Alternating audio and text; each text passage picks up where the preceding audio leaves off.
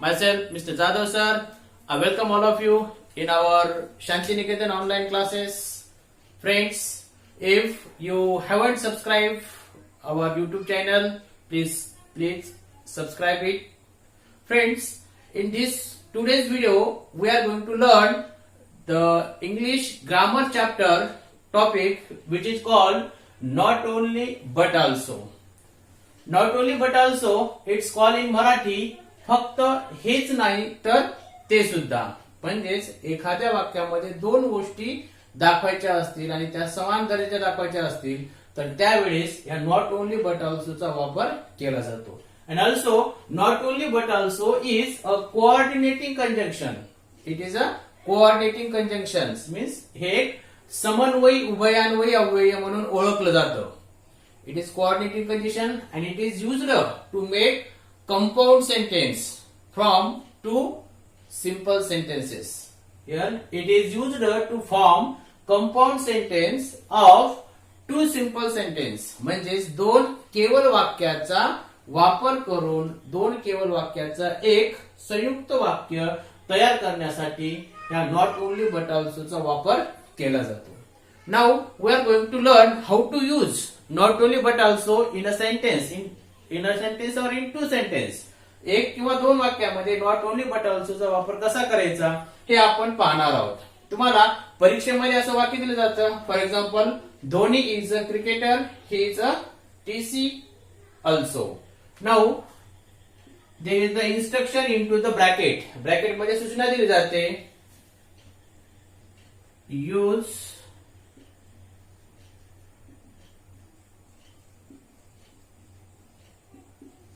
Not only but also.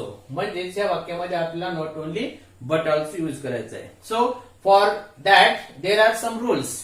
असे not only but ऑल्सोचा वापर करण्यासाठी या ठिकाणी आपल्याला काही रूल्स पाहिजे आहेत. Among them we are going to learn the first rule. Rule number first, जेव्हा दोन स्वतंत्र वाक्ये दिलेली असतात आणि दोन्ही वाक्याचा कर्ता एकच असेल व दोन्ही वाक्यात एकच क्रियापद आलेले असेल तेव्हा पहिल्या क्रियापदानंतर नॉट ओनली वापरावे व दुसऱ्या वाक्याच्या सुरुवातीला बट ऑल्सो घेऊन दोन्ही वाक्यातील सारखा असलेला भाग काढून टाकावा. आणि त्यानंतर जर दिलेल्या वाक्यात टू, ऑल्सो, बोथ असे शब्द आले असतील तर ते शब्द काढून टाकावेत.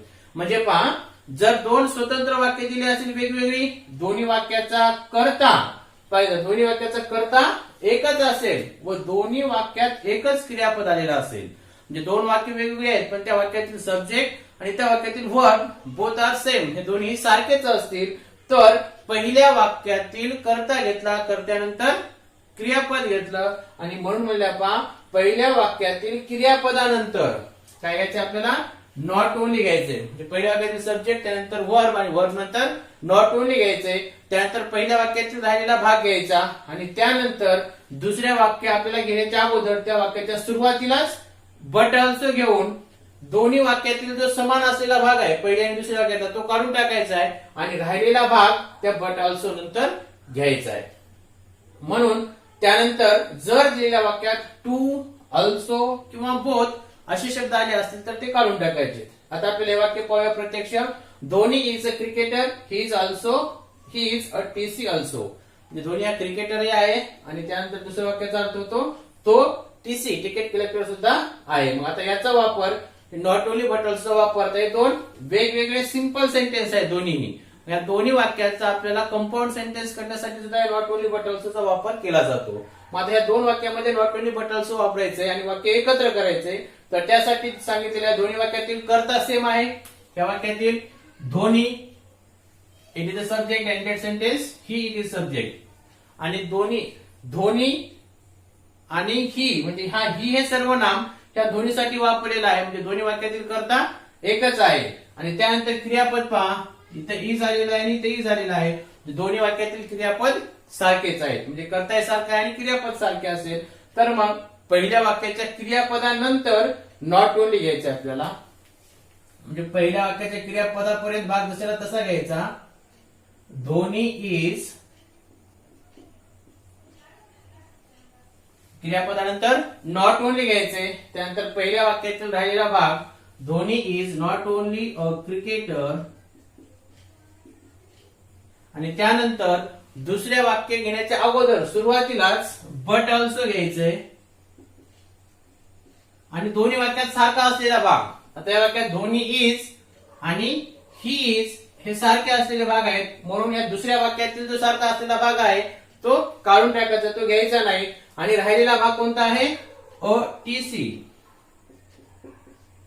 आणि त्यानंतरचा नियम दिला आपण, टू ऑल्सो बोथ असे जर दिलेल्या वाक्यात शब्द आले असेल तर ते काढून टाकायचे, म्हणजे ऑल्सो हा शब्द सुद्धा निघून जाणार. म्हणून उत्तर आलं, Dhoni is not only a cricketer but also a TC. म्हणजे धोनी क्रिकेटरच नाही तर तो तिकीट कलेक्टर सुद्धा आहे, असं त्या वाक्याचा अर्थ होतो.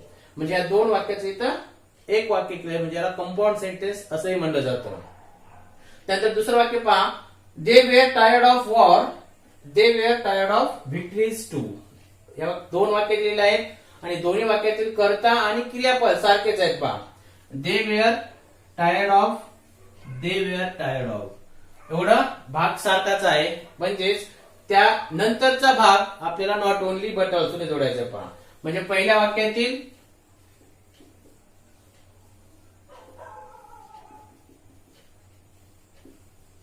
they were tired of not only घेऊन पहिल्या वाक्यात राहिलेला भाग वॉर, आणि त्यानंतर बट ऑल्सो घेऊन, त्यानंतर बट ऑल्सो घेऊन दुसऱ्या वाक्यात आणि पहिल्या वाक्यात समान असलेला भाग काढून टाकायचा आणि पुढचा राहिलेला भाग घ्यायचा आहे. बट ऑल्सो विक्टरीज, आणि टू हा शब्द आल्यामुळे तोही निघून जाणार, आणि शेवटी फुल stop. They were tired of not only war but also victories.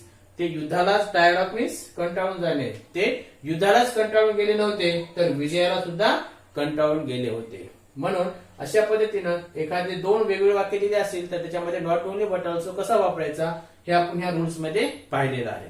तर आता आपण याचा दुसरा नियम पाहणार आहोत. Now look at the second rule.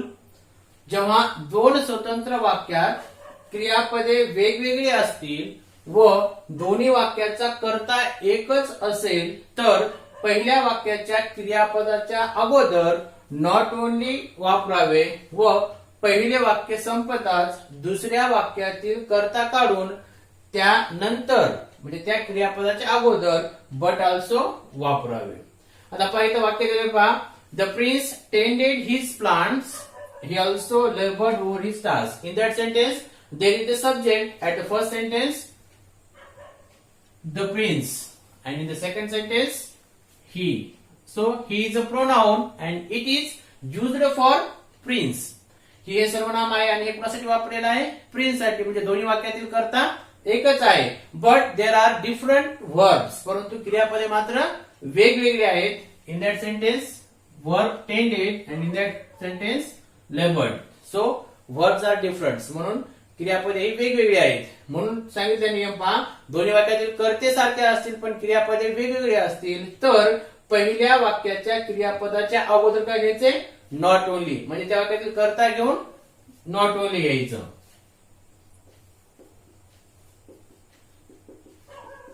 The prince, त्यानंतर नॉट ओनली घेऊन त्या पहिल्या वाक्यातील वर्ब.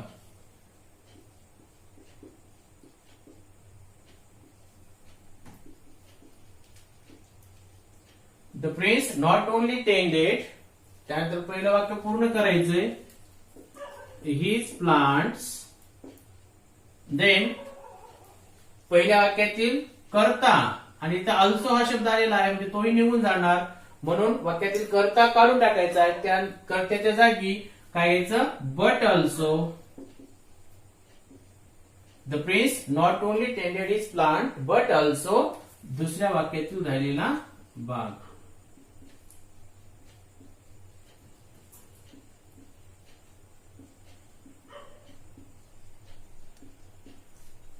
म्हणून वाक्याचं उत्तर आलं पहा, the prince not only tended his plants but also labored over his task. Now there is the second sentence, Granny closed the door and the next she bolted it from outside. म्हणजे ग्रॅनीने दरवाजा बंद केला आजीने आणि तिने ते बाहेरून कडी लावली. आता पहिल्या वाक्यात granny it is the subject and in the second sentence she it is the subject. So it is the pronoun which is used for granny. Granny साठी वापरलेले ते प्रोनाउन आहे म्हणून दोन्ही वाक्यातील सब्जेक्ट सेम आहे, but there are words which are different. Bolted and closed these are the different words. ते वेगवेगळे verb आहेत म्हणून नियमानुसार वाक्यातील पहिल्या क्रियापदाच्या अगोदर नॉट ओनली यायचं, म्हणजेच कर्त्याच्या नंतर. Granny not only closed the door आणि दुसऱ्या वाक्यातील कर्ताकडून त्या ठिकाणी बट ऑल्सो घ्यायचे आणि त्यानंतर दुसरं वाक्य जशाला तसं. But also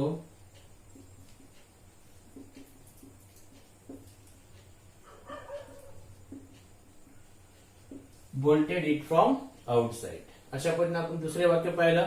now there is the third rule. या ठिकाणी तिसरा रूल आहे पहा. जर दिलेले दोन वाक्य अँड नी जोडलेले असतील व दोन्ही वाक्यातील क्रियापदे वेगवेगळी असतील तर पहिल्या वाक्यातील कर्त्यानंतर नॉट ओनली घ्यावे व अँड काढून त्या जागी बट ऑल्सो घ्यावे. Look at here there are two different sentence. दोन सेंटेन्स आहेत आणि ते अँड नी जोडलेले आहेत. Electricity runs our trains and moves machines in factories. आणि ते वाक्य अँड नी जोडलेले आहेत आणि त्या वाक्यातील क्रियापदे मात्र वेगवेगळे आहेत. कर्ता एकच आहे इलेक्ट्रिसिटी, पण क्रियापदे वेगळे आहेत. रन्स आणि मूव्स क्रियापदे वेगळी असतील तर त्या वाक्यातील कशानंतर नॉट ओनली यायचंय. क्रियापदे वेगळी असतील तर पहिल्या वाक्यातील कर्त्यानंतर म्हणजे क्रियापदाच्या अगोदर नॉट ओनली घ्यायचंय. म्हणून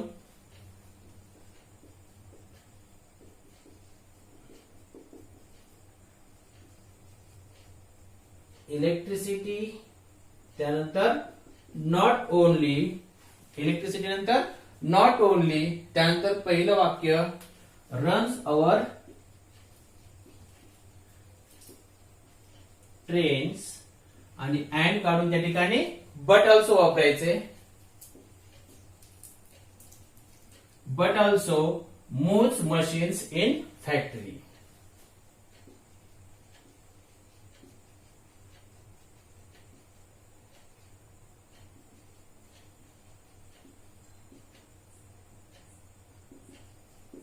अशा पद्धतीने हे तिसरा नियम आपण या ठिकाणी पाहिलेला आहे. Now we are going to learn the fourth rules. आता आपण चौथा नियम पाहणार आहोत. पहा, जर दिलेल्या वाक्यात अँड आला असेल व त्या वाक्यात क्रियापद एकच आले असेल तर त्या क्रियापदानंतर नॉट ओनली घ्यावे व अँड काढून त्या जागी बट ऑल्सो घ्यावे. म्हणजे जर दिलेल्या एका वाक्य एकच आहे आणि ते वाक्य अँड, त्या वाक्यामध्ये अँड आला असेल आणि त्या वाक्यामध्ये क्रियापद एकच असेल तर त्या क्रियापदानंतर नॉट ओनली घ्यायचे आणि अँड काढून त्या ठिकाणी but also. For example, he is good and strong. आता या वाक्यामध्ये इज हे एकच वर्ब आलेला आहे आणि वाक्यात अँड आलेला आहे, म्हणजेच वर्ब नंतर नॉट ओनली घ्यायचे. म्हणजे काय होईल, ही इज नॉट ओनली, त्यानंतर गुड आणि अँड काढून त्या ठिकाणी बट ऑल्सो, त्यानंतरचा भाग strong. He is not only good but also strong. हे पहा, नॉट ओनली बट ऑल्सो कधी वापरलं जातं, कोणत्या दोन समान घटक जर वाक्यामध्ये दिले असतील तर त्या दोन समान घटकाच्या मध्ये हा नॉट ओनली बट ऑल्सोचा भाग यूज केला जातो. आता पहा, त्यानंतर पाचवा रूल, दिलेल्या दोन्ही स्वतंत्र वाक्याचे कर्ते वेगवेगळे असतील व दोन्ही वाक्यात एकच माहिती आलेली असेल तर वाक्याच्या सुरुवातीला नॉट ओनली घेऊन त्यापुढे पहिल्या वाक्यातील कर्ता घ्यावा व त्यानंतर बट ऑल्सो घेऊन दुसऱ्या वाक्यातील कर्ता घ्यावा व त्यापुढे दोन्ही वाक्यातील समान असलेला भाग एकदाच घ्यायचा आपल्याला. आता पहा, या वाक्यामध्ये पहा, दोन वाक्य दिलेत. Main work in the factory, women also work in the factory.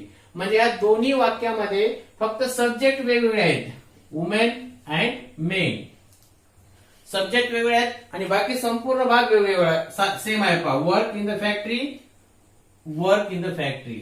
Also हा भाग आलेला आहे तो आपल्याला काढून टाकायचा आहे.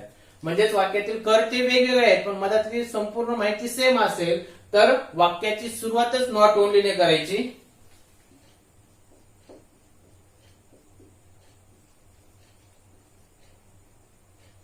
नॉट ओनली, त्यानंतर पहिल्या वाक्यातील कर्ता मेन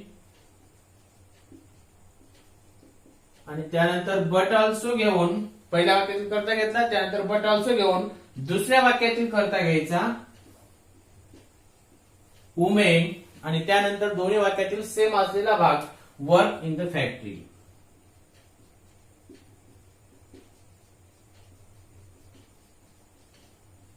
अशा पद्धतीनं वाक्य आपल्याला करता येतं. त्यानंतर दुसरं वाक्य दिलं त्याच पद्धतीचं आय लव्ह आणि दुसरं वाक्य माय फ्रेंड्स ऑल्सो लव्ह. म्हणजे वाक्यात कर्ते वेगवेगळे आहेत. कोणते? माय फ्रेंड्स आणि आय कर्ते वेगवेगळे आहेत आणि वाक्याचा भाग बाकीचा सेम आहे. कोणता? Love, that is the verb. म्हणून वाक्याची सुरुवातच नॉट ओनली ने करायची. त्यानंतर पहिल्या वाक्यातील कर्ता आय, नॉट ओनली आय. त्यानंतर बट ऑल्सो घेऊन दुसऱ्या वाक्यातील कर्ता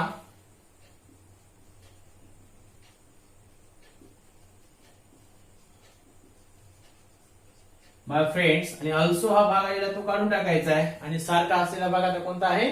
लव्ह. शेवटी फुल स्टॉप. अशा पद्धतीने आपल्याला हाई पॉइंट किंवा पाचवा रूलही व्यवस्थित पद्धतीने समजला. Now we are going to learn the sixth rule. आता आपण 6वा रूल पाहणार आहोत जो की ऍज वेल ऍज चा रूल आहे. 5 जर दिलेल्या वाक्यात ऍज वेल ऍज आला असेल तर त्या वाक्यात नॉट ओनली बट ऑल्सो कसं युज करायचं. जेव्हा दिलेल्या वाक्यात ऍज वेल ऍज आला असेल व त्या वाक्यात दोन वेगवेगळी क्रियापदे आलेली असतील तर पहिल्या क्रियापदाच्या अगोदर नॉट ओनली घ्यावे व ऍज वेल ऍज काढून त्या जागी बट ऑल्सो घ्यावे व उर्वरित वाक्य जसे ना तसे घ्यायचे. Look at here the example. Doctor Singhania touched the sky as well as talk to the clouds. In that sentence, there use as well as. As well as चा वापर झालेला आहे and there are two different verbs. Touched and talk. Touch आणि talk हे दोन वेगवेगळे verb आलेले आहेत. मग दोन वेगवेगळे वर्ब आले असतील आणि वाक्यामध्ये जर as well as आलं असेल तर पहिल्या वर्बच्या अगोदर नॉट ओनली वापरायचे. सो यूज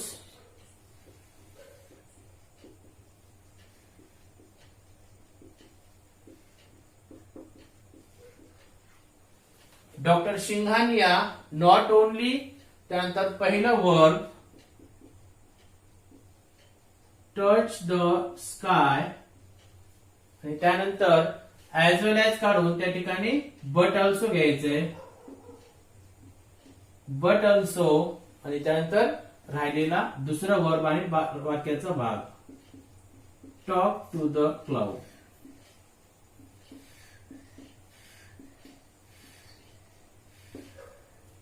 अशा पद्धतीनं जर वाक्यात ऍज वेल ऍज आला असेल आणि दोन क्रियापद आले असेल तर पहिल्या क्रियापदाच्या अगोदर नॉट ओनली आणि ऍज वेल ऍज काढून त्या ठिकाणी बट ऑल्सो घ्यायचे. त्यानंतर 7वा रूल्स.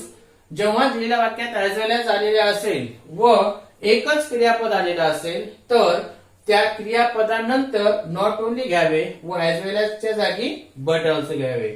वरचा नियम पाहिला आपण. ऍज वेल ऍजच्या वाक्यामध्ये दोन क्रियापद आले असतील तर पहिल्या क्रियापदाच्या अगोदर नॉट ओनली आणि ऍज वेल ऍज काढून त्या ठिकाणी बट ऑल्सो. पण इथे दुसरा नियम दिलेला आहे. ऍज वेल ऍज आला असेल आणि त्या वाक्यात जर एकच क्रियापद आला असेल तर त्या क्रियापदाच्या नंतर नॉट ओनली घ्यायचंय आणि ऍज वेल ऍज काढून त्या ठिकाणी बट ऑल्सो घ्यायचंय. Now look at here the example. Nehru was freedom fighter as well as a great builder of modern India. In that sentence, there is only one verb that is was. एकच क्रियापद आहे ते म्हणजे was. आणि मग त्या ठिकाणी as well as आलेला आहे आणि क्रियापद एकच आहे म्हणजेच काय करायचे मग त्या क्रियापदाच्या नंतर नॉट ओनली घ्यायचे.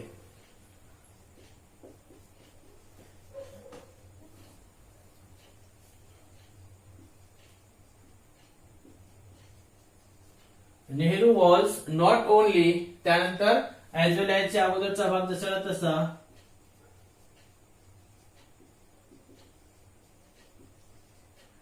Nehru was not only freedom fighter आणि त्यानंतर ऍज वेल ऍज काढून या ठिकाणी but also Nehru was not only freedom fighter but also त्यानंतर पुढचा भाग जसेला तसा great builder of modern India.